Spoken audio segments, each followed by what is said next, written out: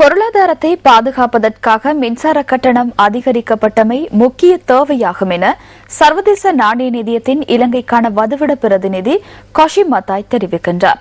கொழும்பில் நேற்று நடைபெற்ற நிகழ்வொன்றில் உரையாற்றிய அவர், மின்சார சபை தொடர்ந்தும் நட்டமடைந்ததால் நாட்டின் பொருளாதாரத்துக்கு பாதகமான விளைவு ஏற்படலாம் என சுட்டிக்காட்டினார்.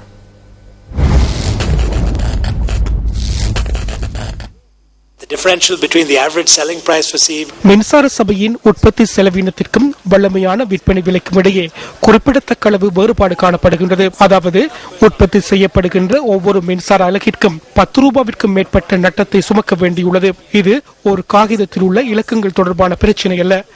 அது மொத்த தேசிய உற்பத்தியின் 2 வீதமாகும். அதனை குறைக்க வேண்டியுள்ளது. இல்லையேல் இலங்கை வங்கியும் மக்கள் வங்கியும் அதற்கான கடனை வழங்க வேண்டும். அவ்வாறெனில் அந்த வங்கிகள் ஏனைய பொருளாதார நடவடிக்கைகளுக்கு வழங்கக்கூடிய நிதியின் அளவு குறைவடையும். அதன் போது வட்டி வீதம் அதிகரிக்கும். அதேவேளை முதலீடுகளில் வீழ்ச்சி ஏற்படும். இதனூடாக பொருளாதார வளர்ச்சியும் குறைவடையும். அதன் பெறுபேறாக உத்தேச தொழில் எண்ணிக்கை குறைவடையும். சிறந்த கணக்கு மிகுதி அல்லது சிறந்த வருமான அறிக்கை ஒன்றை காண்பதற்கு அந்த நிறுவனங்களின் கணக்காளர்கள் விரும்புகின்றனர். எனினும் அது இலக்கு அல்ல. மக்களின் அனுகூலம் போன்றே நாட்டிற்கு நன்மை கிடைக்கும் வகையில் நட்டத்தை குறைக்க வேண்டியது மிகவும் அத்தியாவசியமானது. செலவை ஈடு செய்ய முடியாத கட்டணங்களை அறிவிப்பதன் மூலம் அனைத்து தரப்பினர் மீதும் சுமை ஏற்படுத்தப்படுகின்றது. அத்தகைய நடவடிக்கையால் எவ்வித பலனுமில்லை. Non-cost recovering prices for everybody is a non-starter.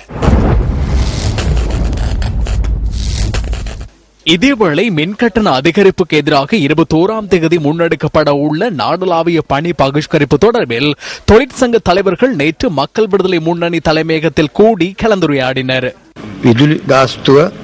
மின்கட்டண அதிகரிப்பு தொடர்பான தீர்மானம் முழு நாட்டுக்கும் மிகப்பெரிய பாரமாக உள்ளது. அதனை அனைவரும் உணர்கின்றனர். அதனால் பாரிய எதிர்ப்பொன்று உருவாகியுள்ளது. அதற்கான தலைமைத்துவத்தை தொழிற்சங்கங்கள் ஏற்றுள்ளன. தொழிற்சங்க போராட்டங்கள் தொடர்பில் தொழிற்சங்க பிரதிநிதிகள் தமது கவனத்திற்கு கொண்டு வந்தனர். இந்த போராட்டத்திற்கு ஒத்துழைப்பு வழங்க வேண்டும் என்ற நிலைப்பாட்டில் நாம் உள்ளோம்.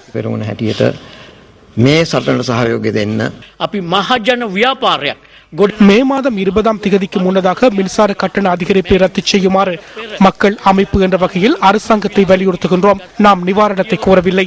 மின்சார கட்டணத்தை அதிகரிப்பதற்காக மேற்கொண்ட நடவடிக்கைகளை ரத்து செய்யுமாறு கோருகின்றோம். அனைத்து உற்பத்தியாளரையும் இது பாதித்துள்ளது. அதிக விலையில் யாருக்கு உற்பத்தியை விற்பனை செய்வது? விலை அதிகரிக்கப்பட்டாலும் அதனை கொள்வனவு செய்வதற்கான வருமானம் மக்களிடமில்லை. மெடுமங்கொடையில் நடைபெற்ற மக்கள் சந்திப்பில் ஜனசித பெரமுனவின் தலைவர் பத்திரமுள்ள சீலரத்ன தேரர் மின்சார கட்டணம் தொடர்பில் கருத்து வெளியிட்டார். மே தின கூட்டத்தின் போது மின்சார கட்டணம் குறைக்கப்படுவதாக கோஷம் எழுப்பியதை நான் கண்டேன். எனினும் இதுவரை மின்சார கட்டணம் குறைக்கப்பட்டுள்ளதா? இதனால் யாருடைய வயிற்றுக்கு அடிக்கப்படுகின்றது? நிதி அமைச்சின் செயலாளரின் தேவைக்கேற்ப நாடு நிர்வகிக்கப்படுகின்றது. அமைச்சர் ஒருவரின் சம்பளம் 65,000 ரூபாய். அமைச்சர்கள் சிலரின் மின்சார கட்டண பட்டியல் 35,000 ரூபாய், 45,000 ரூபாய். தொழிலாளி ஒருவரின் சம்பளம் 20,000 ரூபாவாகும். இல்லாவிட்டால் 15,000 ரூபாய். அவர்களால் எப்படி அதிகரிக்கப்பட்ட மின்சார கட்டணத்தை செலுத்த முடியும்? இந்த அரசியல்வாதிகள் நாட்டை சூறையாடியுள்ளனர். மக்களின் குருதியை மாத்திரமே அவர்கள் இன்னும் குடிக்க வேண்டியுள்ளது.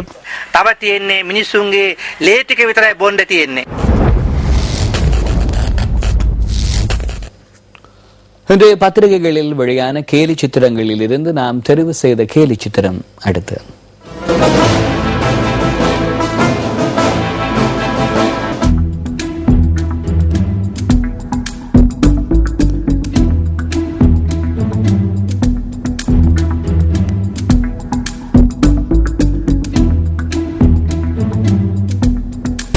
டிலான் பெரேரா வெளிநாட்டு வேலைவாய்ப்பு மற்றும் நலன்புரி சேவைகள் அமைச்சர் பதவிக்கு.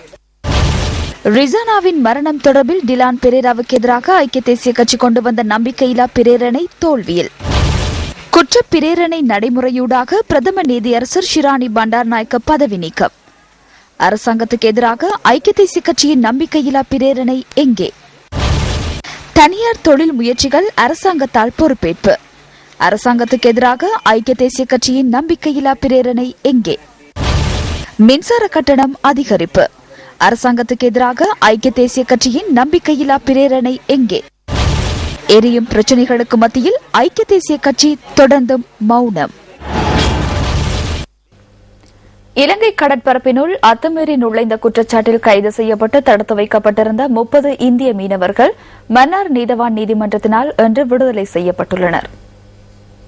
இந்த இந்திய மீனவர்கள் தலைமன்னார் போலீசாரால் இன்று முற்பகல் நீதிமன்றத்தில் ஆஜர்படுத்தப்பட்டனர். இதனையடுத்து இந்திய மீனவர்களின் 5 மீன்பிடி படகுகளையும் விடுவிக்குமாறு நீதவான் உத்தரவிட்டுள்ளார். விடுதலை செய்யப்பட்டுள்ள 30 மீனவர்களையும் இந்திய கரையோர பாதுகாப்பு பிரிவினரிடம் ஒப்படைக்குமாறு மன்னார் நீதவான் போலீசாருக்கு உத்தரவு பிறப்பித்துள்ளதாக தொலைசூடக பிரிவு குறிப்பிடுகின்றது. இலங்கையின் வடபகுதி கடற்பரப்பினுள் அத்துமீறி நுழைந்த குற்றச்சாட்டின் பேரில் கடந்த மாதம் 6ஆம் தேதி கைதான இந்த மீனவர்கள் 1 மாத காலமாக விளக்கமறியலில் வைக்கப்பட்டிருந்தனர். கடந்த காலங்களில் நிலவிய அசாதாரண சூழ்நிலையின் பின்னர் மக்கள் தற்போது மீள்குடியேற்றப்பட்டு வருகின்றனர். ஆனாலும் அவர்களுக்கு தேவையான அடிப்படை வசதிகள் செய்து கொடுக்கப்படாமையானது கவலைக்குரிய விடயமே. முல்லைத்தீவு மாந்தை கிழக்கு பிரதேச செயலகத்துக்குட்பட்ட 50வது வீட்டு திட்ட கிராமத்தில் வசிக்கும் மக்கள் அடிப்படை வசதிகளின்றி தவிக்கின்றனர்.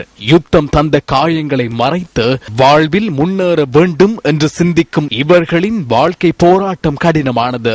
மாந்தை கிழக்கில் அமைக்கப்பட்ட இந்திய வீட்டு திட்டத்தின் கீழ் 50 வீடுகள் கட்டப்பட்டு யுத்தத்தில் அதிகளவில் பாதிக்கப்பட்ட காணியற்றவர்களுக்காக வழங்கப்பட்டது. எனினும் வீடுகள் வழங்கப்பட்டு 1 வருடம் கடந்துள்ள நிலையில் அடிப்படை வசதிகள் இதுவரை செய்து கொடுக்கப்படவில்லை என மக்கள் தெரிவிக்கின்றனர். கிணறு வெட்டி இருக்குது, தண்ணி ஒழுங்காக இறைக்க இல்லை, மற்றது பூசின்னு சொல்லி போயிடறான், பூசி மற்றது சுருகி அப்படியே இருக்கு, தண்ணி வந்து பாவிக்கலாம் நிலைமையில இருக்கு.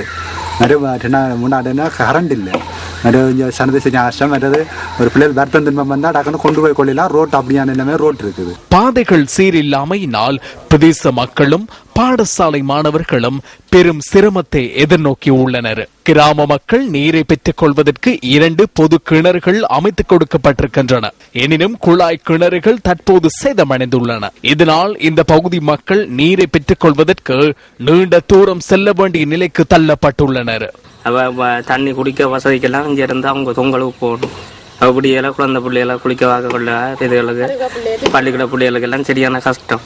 அத்தோடு இரவு வேளைகளில் காட்டு யானைகளின் தாக்கம் இவர்களின் வாழ்க்கையை மேலும் கேள்விக்குறியாக்கும் நிலைக்கு இட்டு சென்றுள்ளது.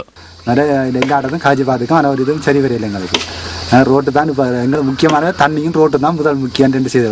யுத்தத்தின் போது அனைத்தையும் இழந்து இன்று வாழ்க்கையுடன் போராடும் இந்த மக்களின் பிரச்சனைகளுக்கு எப்போது தீர்வு வழங்கப்படும்?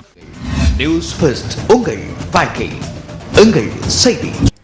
வெளிநாட்டு சுற்றுலா பயணிகளை கவர்வதற்காக இலங்கை சுற்றுலா மேற்கொண்ட ஊக்குவிப்பு திட்டங்கள் மூலம் எதிர்பார்க்கப்பட்ட பெறுபேறுகள் கிடைக்கவில்லை என அதன் தலைவர் பாஸ்வர சேனாங்க குணரத்ன தெரிவித்துள்ளார்.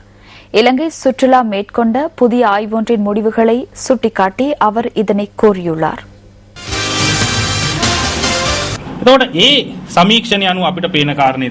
இலங்கைக்கு வரும் சுற்றுலா பயணிகளில் 42.8 பேர் தொடர்ந்தும் இங்கு வருவதற்கான காரணம் என்னவென்றால், இங்கிருந்து எவரேனும் அந்த நாட்டிற்கு சென்று தெரிவிக்கும் விடயங்கள் அல்லது அவர்கள் ஏற்கனவே இங்கு வந்ததால் கிடைத்துள்ள அனுபவங்களாகவே காணப்படுகின்றது. இலங்கை சுற்றுலா சபை மேற்கொண்ட நடவடிக்கைகளினால் எத்தனை பேர் வந்துள்ளனர் என்பதனை சுற்றுலா சபை மேற்கொண்ட இந்த ஆய்வு சுட்டிக்காட்டுகிறது.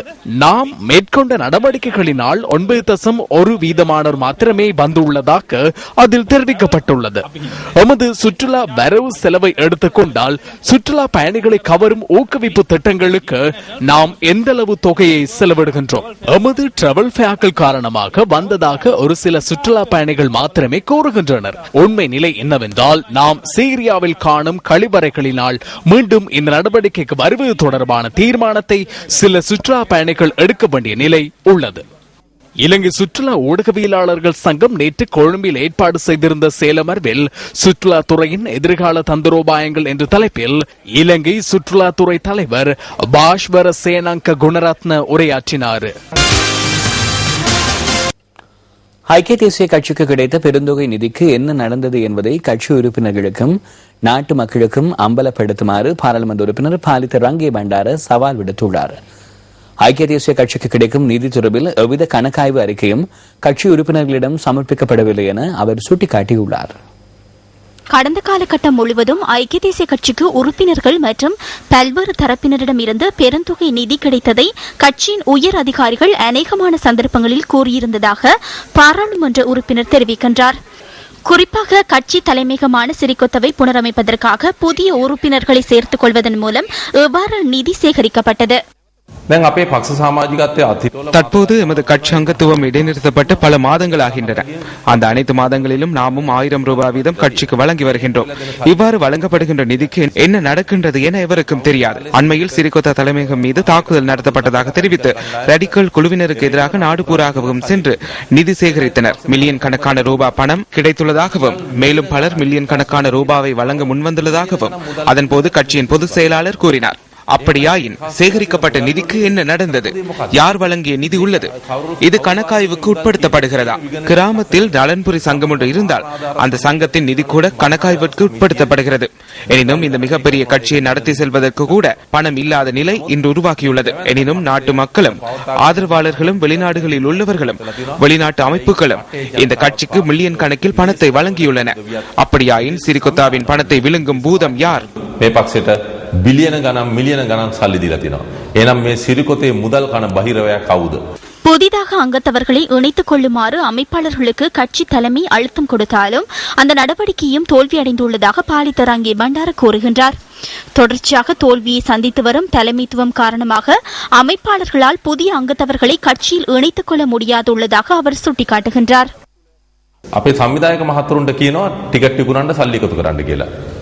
டிக்கெட் விற்பனை செய்து நிதி திரட்டுமாறு அமைப்பாளர்களுக்கு கூறுகின்றனர்.